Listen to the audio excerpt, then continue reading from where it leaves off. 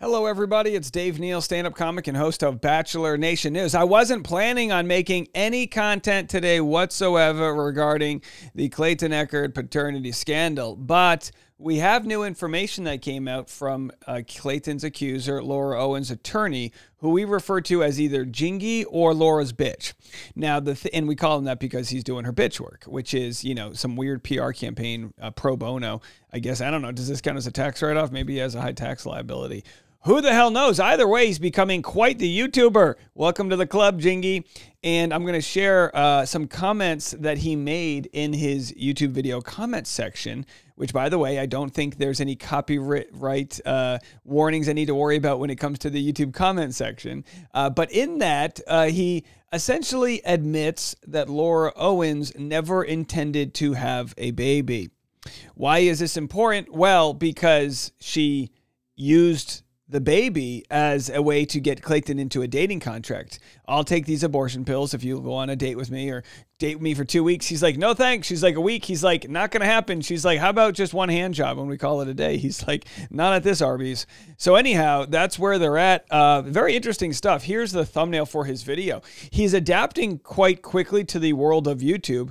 Thanks to you guys, those that are watching his videos and subscribing, he's almost monetized, which is good. He'll finally be getting paid in one way or another. I can tell you this, Jingy, the Google paychecks do clear every month. The 21st of the month, they pay you.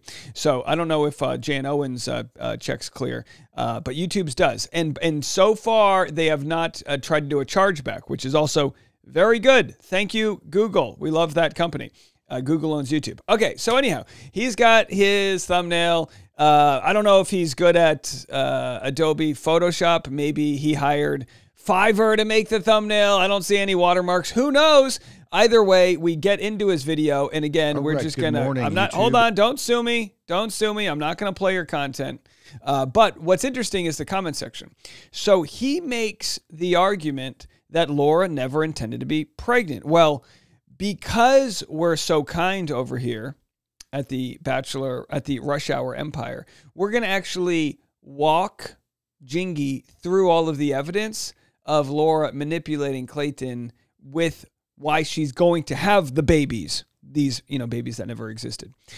So love the comment section. I do remind people, you're just encouraging him to make more videos. But again, like I said, whatever. If he wants to keep making videos and keep digging a ditch for his client, then, I mean, whatever legal strategy he thinks best. Oh, look, people are using our famous nickname here, Jingy. Jenna says, Jingy, oh, Jingy. If your client was ever pregnant, she would have unaltered and verifiable medical records as proof of pregnancy. She'd have an ultrasound, not her sister's. Thanks for that, by the way. And just so you know, what they mean what by thanks for that, by the way, hold on, was the lawyer slipping up last time where he referred to that ultrasound as Laura's sister's sonogram, which was the first time anyone publicly on Laura's team, her or her lawyer, that's really her only public team, since even her mother doesn't want to stick up for her publicly.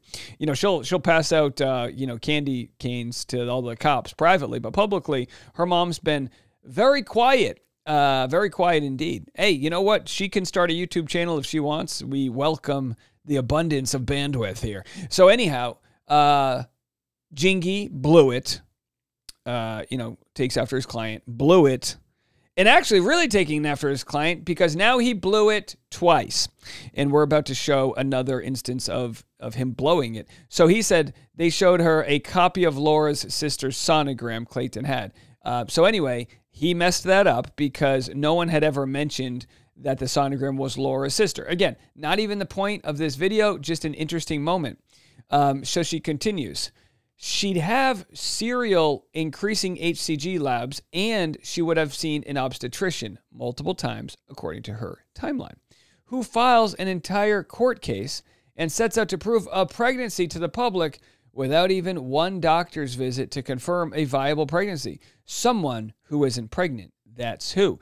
Also, why prove paternity if you're not going to keep the babies?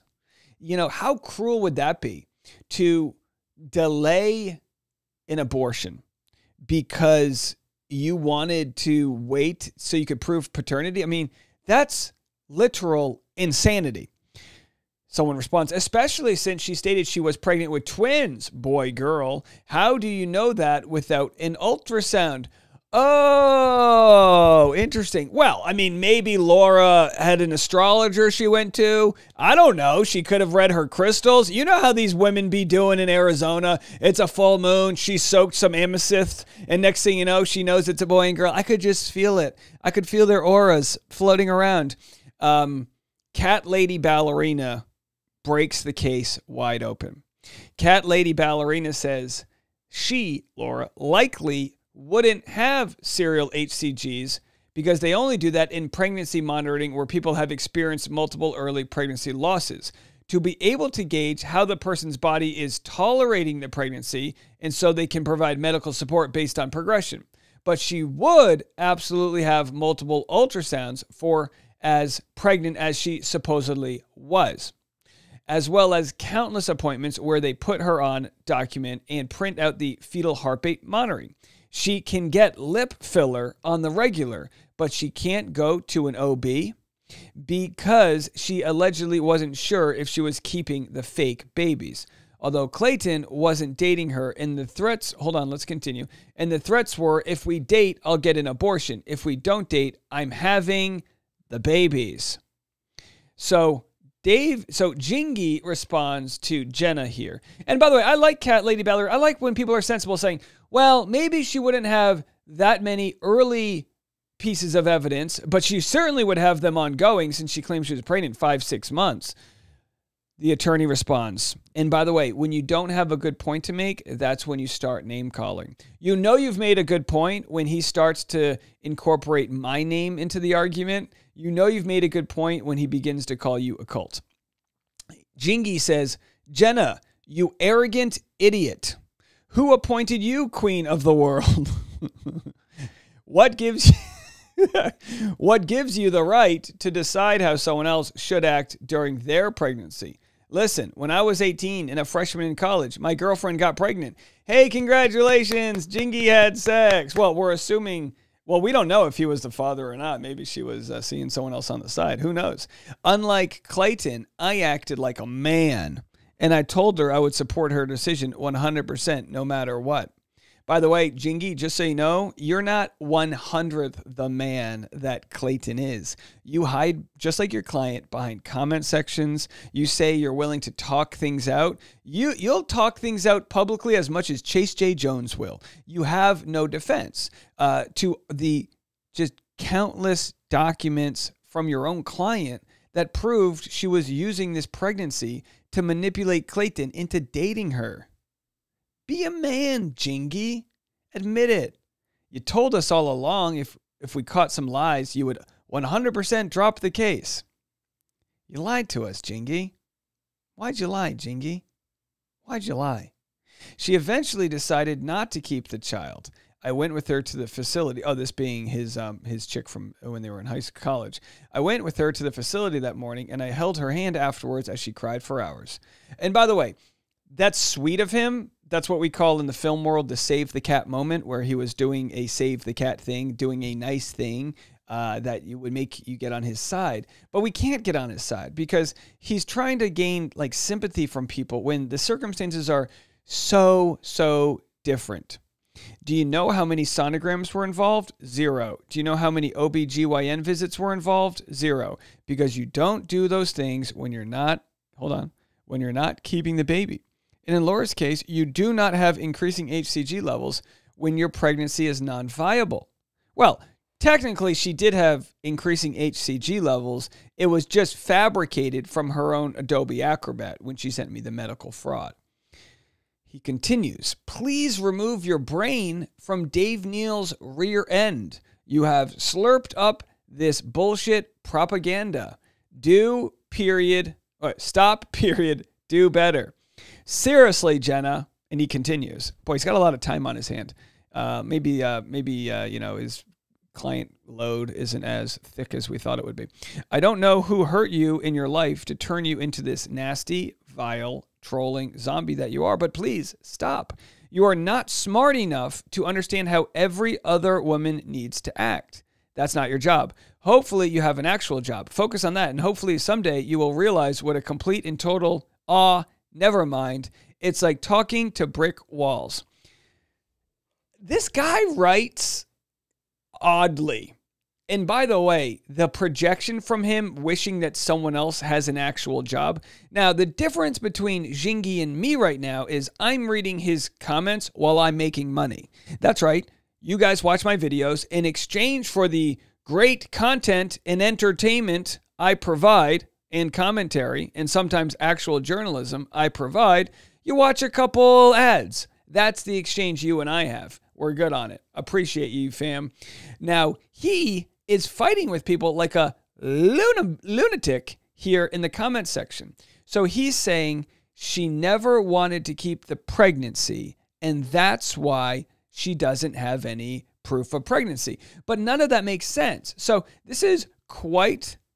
So Jay Sillies is saying, so you're saying she never had an ultrasound. So that, yeah, what is it?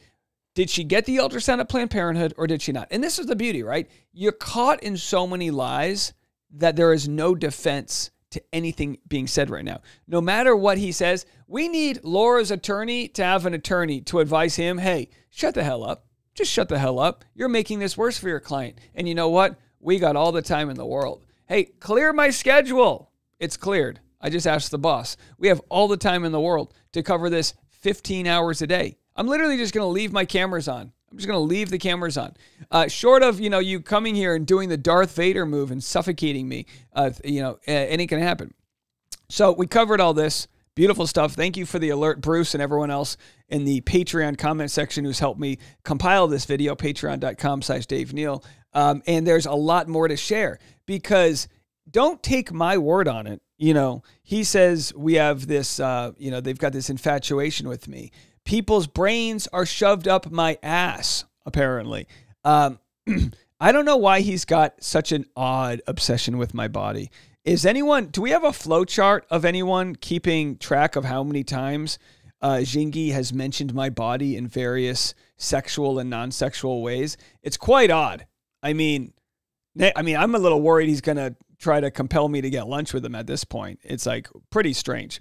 So anyway, did Laura ever show any signs she wanted to keep the baby? Well, on November 1st of 2023, a short 13 months ago, she tried to get a civil harassment restraining order against me. When we switch to page 8 here, we see one of her reasonings. As a result of Mr. Neal's conduct, I've experienced extreme anxiety, depression, and increased stress, which is the last thing I need while being pregnant with twins. What? By the way, I wonder how many people that have abortions. Most abortions happen in the first trimester with a pill, an abortion pill.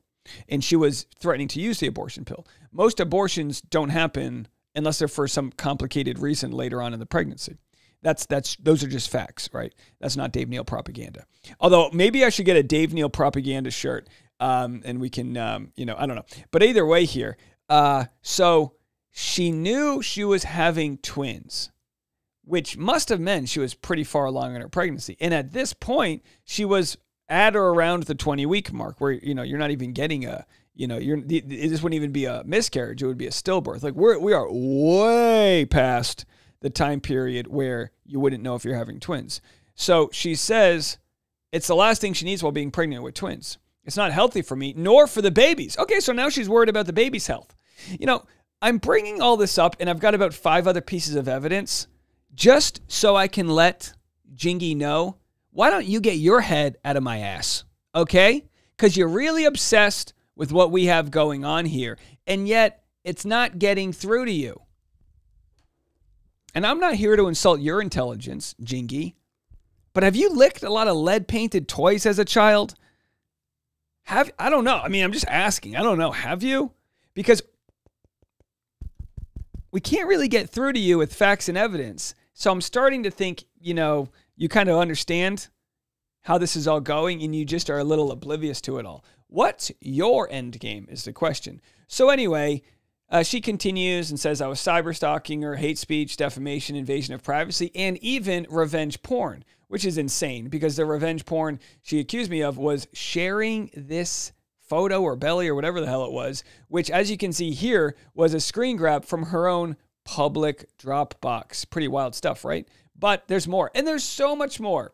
So again, down here, speaking of her public Dropbox, we have the ultrasound video that she sent Reality Steve. So she has an ultrasound video saying she's got baby A and baby B, who she later claims were boy and girl twins.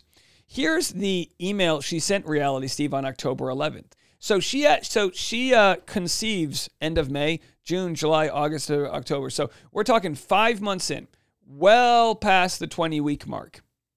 And at this point, she's still considering whether she's going to keep the twins or not. So Jingy says she was going to have an abortion all along. But at this point, you can't get an abortion unless there's for some sort of health concern to the mother, which we have no paper trail of that.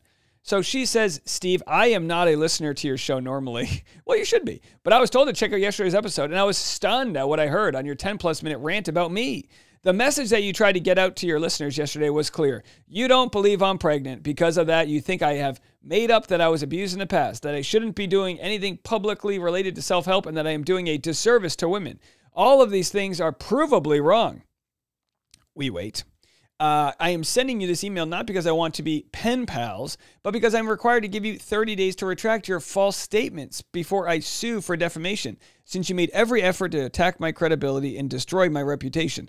Well, I'm here to let you guys know, in hindsight, 14 months later, she did not, in fact, sue him after that 30-day window was up. I don't know anything to you, but in order to give you reason to take back what you said, I'm attaching a clip from this weekend of my pregnant belly, a sonogram from last month, and a video so you know it's not doctored, from my patient portal from a visit with my neurologist today, which proves that I am, by all accounts, 21 weeks pregnant with twins. Clayton has seen all of this, and I don't see why it's owed to the rest of the world. But apparently, if I don't give it out, I will be treated viciously by the public. Your allegations about me not being a victim of DV when abused by both of my exes was witnessed by strangers was given public, so she goes on and on. As you know from listening to the audio of my calls with Ravgen, the results are not back yet. Clearly, I do have fetal DNA in me, and Clayton's mention of little to no fetal DNA was in the sample, as the lab said, which didn't mean I have little to no fetal DNA in my body. What?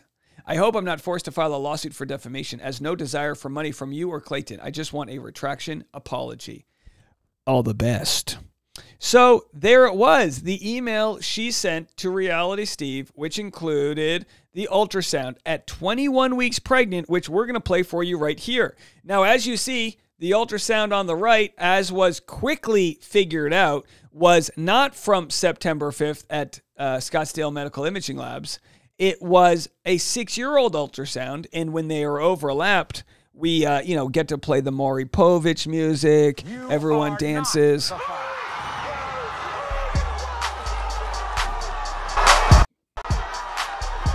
Yo, here we go now. Yo, what? Go get it. Clayton in the house. It's Clayton in the... Okay, so there it is. You got to dance. You got to wiggle the booty. Sorry if anyone's heads are stuck in my ass while I'm wiggling my booty here. Just sipping on that good old Dave Neal propaganda. So we have that, and we have so much more. And again, these are just different instances. This is from Padlet.com/hey. This is from the Clayton. I don't know what email they're using here, but this is from what website they're using. Can you someone let me know in the Patreon if you're watching? What's the proper website to send people to for this Padlet? I want to make sure I send them to the right one here. But either way, here's an email to Clayton saying, I was going to ask if you wanted to read the article I wrote before submitting it to the Huffington Post. So this is way back, same time period, where she was getting ready to dangle this publicly and expose him. I also contacted another abortion pill company who said we could do it at this point if we wanted to. You haven't and aren't putting pressure on me to do that, but it is really important that we talk about this if you don't want to have the twins with me. Your behavior leads me to believe that would be your preference, so you need to say something if it is. I will not hold it against you whatsoever if you sign the agreement. If you don't, that's fine, but we are having them. So she's saying, sign this dating agreement or I'm having the babies. That's what she's saying. So for her attorney to say, oh my gosh, she never wanted to have the babies. Well, which one is it, bro? Which one is it? Here is the contract. It's a little, dirty quality right here. But here's the contract. The couple agrees. And by the way, he never signed this, but this is what she sent to him.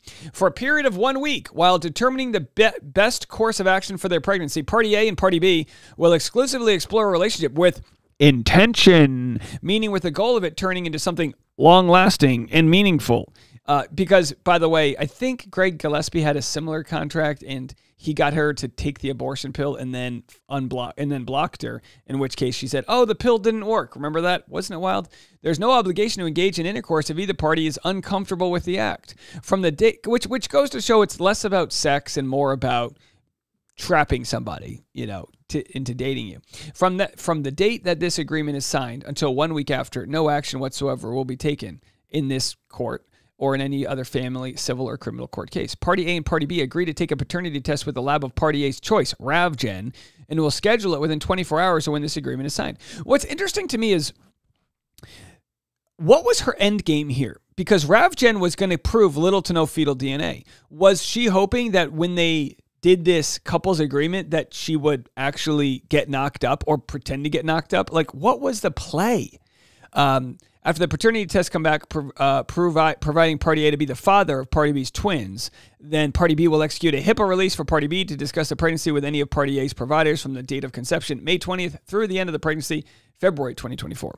If a joint decision is made to terminate the pregnancy, then Party A and Party B will stipulate to dismiss the case once the pregnancy is confirmed by a doctor to no longer be viable. Party B will pay Party A's legal fees to date.